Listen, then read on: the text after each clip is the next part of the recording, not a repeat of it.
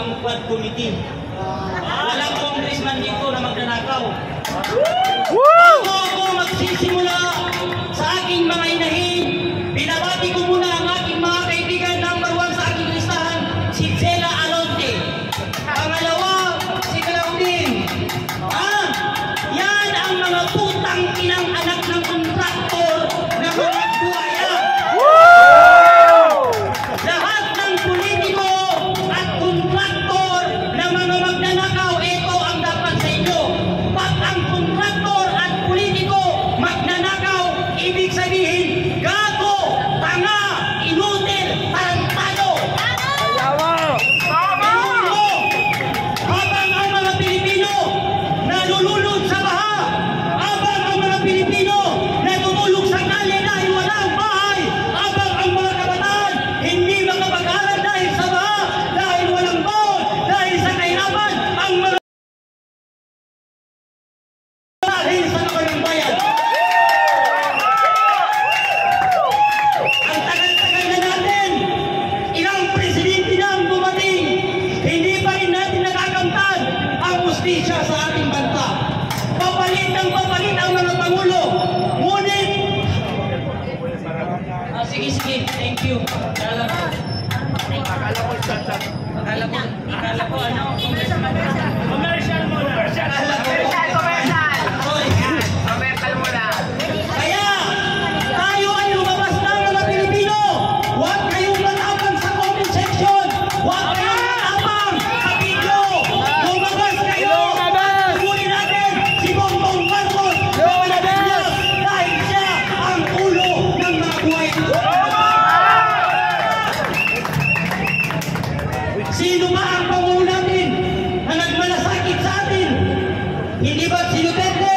Ang daming kabataan galit kay PRRD, pero hindi ko alam kung bakit sila galit kay PRRD.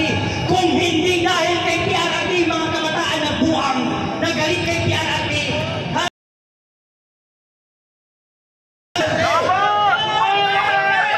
Naramdaman mo nung hindi naupo si PRRD sa pagkapangulo, ang mga estudyante pag direct ng mga adik. Hindi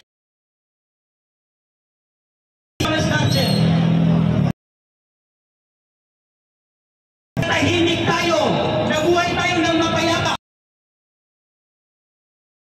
ng administrasyong bangag ni Bongbong Marcos. Biruin mo ito sa ating bansa bilang congressman na siya ang Davao. Hindi ba naman kayo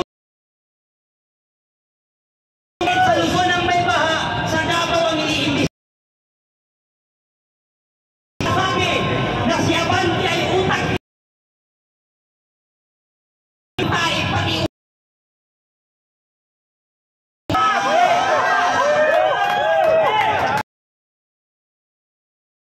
pampayo ko kay Abante na appointed saan ni Garcia, isa kang utak.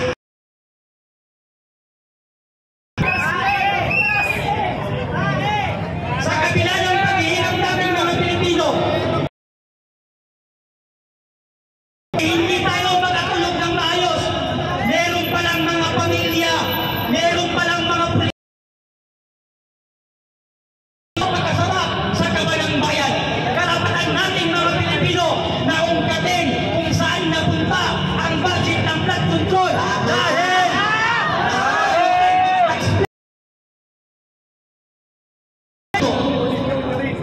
biruin mo ang mga anak ng mga kontraktor na mga pupang ina. Hindi na sila nahiya na nagkakahalaga ng 759,000 ang mga gago. Si Zela Alonte, putang ina mo.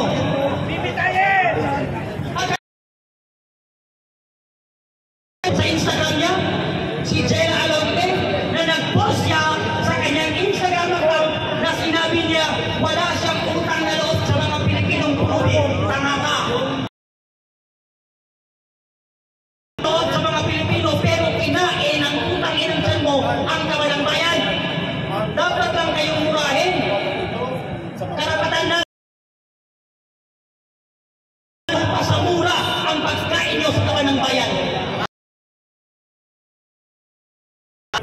Gayahin natin ang Indonesia, mga Pilipino.